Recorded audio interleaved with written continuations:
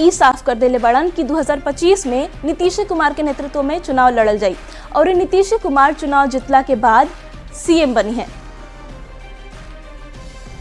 नीतीश के नेतृत्व में एनडीए लड़ी चुनाव। 2025 में नीतीश से हुई है मुख्यमंत्री। 2025 के विधानसभा चुनाव खातिर एनडीए की तैयारी पूरा हो गई बा। 2025 के चुनाव के लेके अंधाधुंध बैठक बुलावल जात बा।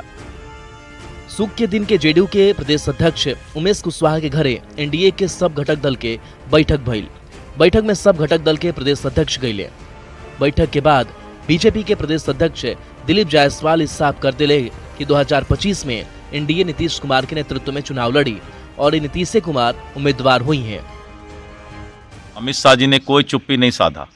उन्होंने कहा कि भारतीय जनता पार्टी में कि इस तरह के रणनीति का फैसला जो है पार्लियामेंट्री बोर्ड लेती है। साथ ही उन्होंने स्पष्ट किया है कि नीतीश कुमार जी के नेतृत्व में बिहार आगे बढ़ेगा और हम चुनाव लड़ेंगे। एनडीए नेता लोग के कहना बा कि 2025 में 225 सीट जीते खातिर एनडीए में शामिल सब दल के नेता पूरा मजबूती से चुनाव लड़ी हैं।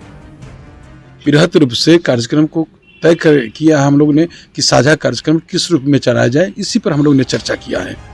यह पर आरजेडी के नेता तंजकस के पूछलें कि आखिर बार बार ये बतावे के नौबत काहे आजाद बा कि नीतीश से नेता हुई हैं।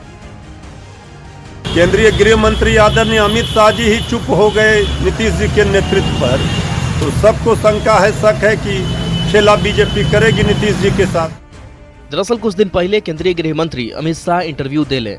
शाह से जब सवाल भइल कि का 2025 में एनडीए नीतीश कुमार के नेतृत्व में चुनाव लड़ी, इस सवाल के जवाब में अमित शाह कहलन कि हमनी के साथ बैठम जा और यह पर फैसला लेमसन, जबकि फैसला हो जाई तो हमनी के बता देम जा कि केकरा नेतृत्व में चुनाव लड़ल जाई।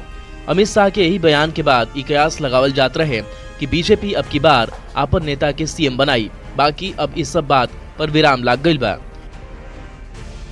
न्यूज 18 खातिर पटना से धर्मेंद्र कुमार और इस संजय कुमार के साथ है ब्यूरो रिपोर्ट।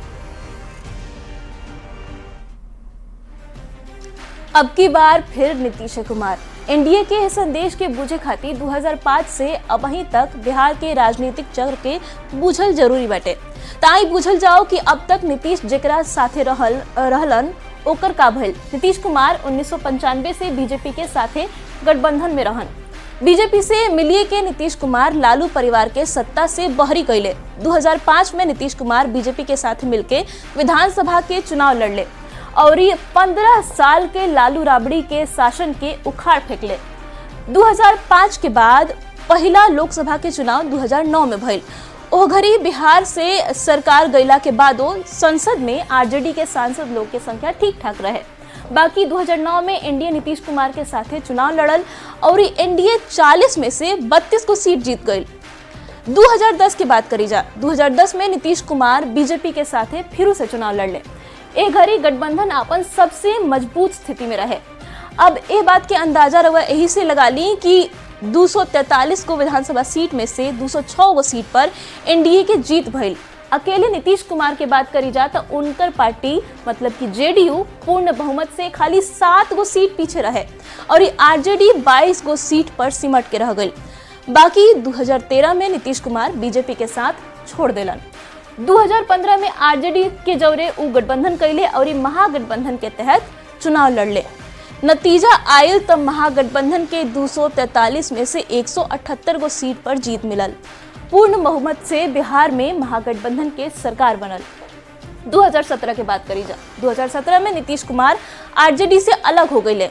2019 के लोकसभा चुनाव वो बीजेपी के साथ मिलकर लड़ले। तब मोदी नीतीश के जोड़ी ऐसा करिश्मा कैलस कि 40 में से 39 गो सीट एनडीए के पाला में आ गई। महागठबंधन में कांग्रेस खाली 1 गो सीट पर संतोष करे के पड़ल। आरजेडी के यह चुनाव में खाता भी ना खुल पाई। 2020 में भी नीतीश कुमार के पार्टी जेडीयू और बीजेपी के साथ मिलकर चुनाव लड़ल।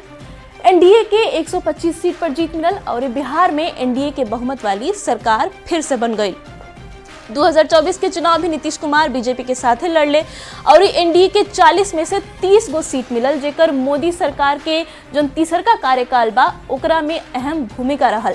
मतलब ई कि जब जब नीतीश कुमार जौना गठबंधन के साथ रहले जीत उहे गठबंधन के भइल। तब सवाल ई बा कि जब नीतीश कुमार नेतृत्व करी हैं तो एनडीए के नेता लोग के बार बार ई बतावे के कहे पड़ता कि उहे नेतृत्व करी हैं। दरअसल अमित शाह एगो इंटरव्यू देलन। इंटरव्यू में सवाल पूछल गई कि का बिहार में 2025 में नीतीश कुमार चेहरा हुई हैं, तो कहले कि हमने के साथे बैठ के एह पर फैसला ले हम जा। एह जवाब पर विपक्ष अब सवाल उठा दिलस कि नीतीश के बीजेपी सीएम ना बनाई, जैसन महाराष्ट्र में भइल ओइसन के बिहारों में करे के फिराक में बाटे एनडीए अब कंफ्यूजन दूर कर देले बिया। नीतीश 2025 में सीएम के चेहरा हुई हैं ई साफ कर दिल गइल बा। सीएम नीतीश कुमार 23 दिसंबर से प्रगति यात्रा पर निकले वाला बड़ा। अब खबर के बात कर ले जाओ। 23 दिसंबर से प्रगति यात्रा पर सीएम निकली हैं। पहला चरण की यात्रा में सीएम नीतीश जनता के बिहार के प्रगति के बारे में बताई हैं। सीएम के यात्रा के लेके सियासत तेज हो गई बा और यह यात्रा पर सभी की नजर बा।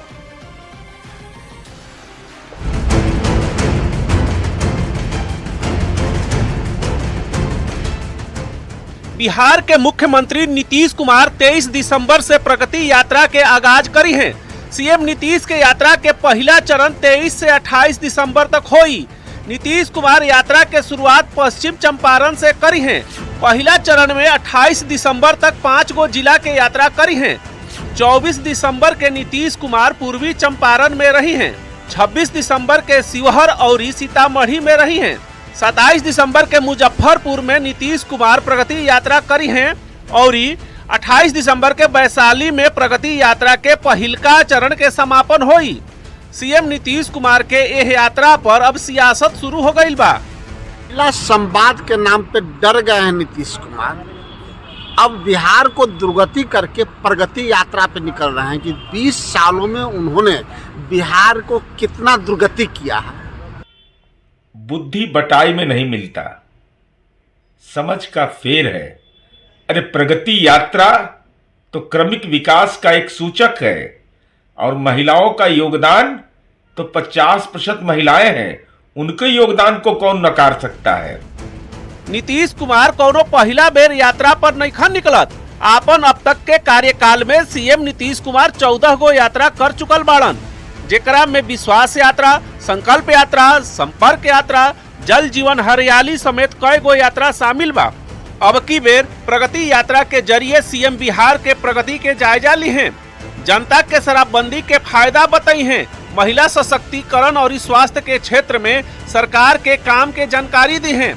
कुल मिला के नीतीश कुमार अपन उपलब्धि के बारे में जनता के बताई हैं। न्यूज 18 खातिर पटना से आनंद अमृतराज के रिपोर्ट।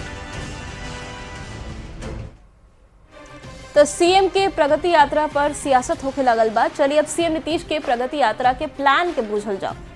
सीएम नीतीश 23 दिसंबर से प्रगति यात्रा के आगाज करी है, मतलब यात्रा की शुरुआत हुई।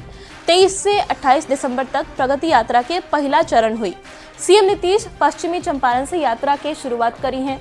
पूर्वी चंपारण, शिवहर, सीतामढ़ी, मुजफ्फरपुर और वैशाली में भी सीएम नीतीश कुमार यात्रा करी है। 24 दिसंबर के पूर्वी चंपारण में सीएम नीतीश की यात्रा हुई। 26 दिसंबर के शिवहर में मुख्यमंत्री नीतीश कुमार की यात्रा हुई।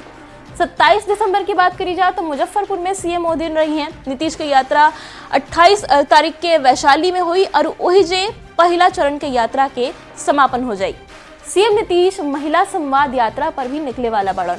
महिला संवाद यात्रा के तारीख में फिलहाल बदलाव कर दिल गई बा। महिला संवाद यात्रा खातिर 225 करोड़ के बजट के मंजूरी भी मिल गई बा। चुनाव से पहले सीएम के यात्रा पर जो सियासत हो गई बटे उ कोनो नया बात नहीं है, ना सीएम के यात्रा पर निकलल कोनो नया बात हटे। सीएम नीतीश कुमार अब तक करीब 14 गो यात्रा अपन पूरा कार्यकाल में अब तक के कर चुकल बने। चुनाव से पहले सीएम नीतीश 2 गो यात्रा अब की हाली करे वाला बड़न। एगो प्रगति यात्रा और दूसर का महिला संवाद यात्रा। जनता के बीच पहुंच के जनता के मूड के समझे खातिर सीएम नीतीश ई यात्रा करी है और ई यात्रा के आधार पर ही चुनाव के रणनीति तैयार कर जाई। तो जाहिर सी बात बटे कि अपन यात्रा के जरिए वो चुनाव के तैयारी करता ने पर सियासत शुरू हो गई बा। तो खबर के बूझी में फिलहाल अपने बाकी दोसर सब खबर खातिर न्यूज 18 बिहार झारखंड पर बनल रही।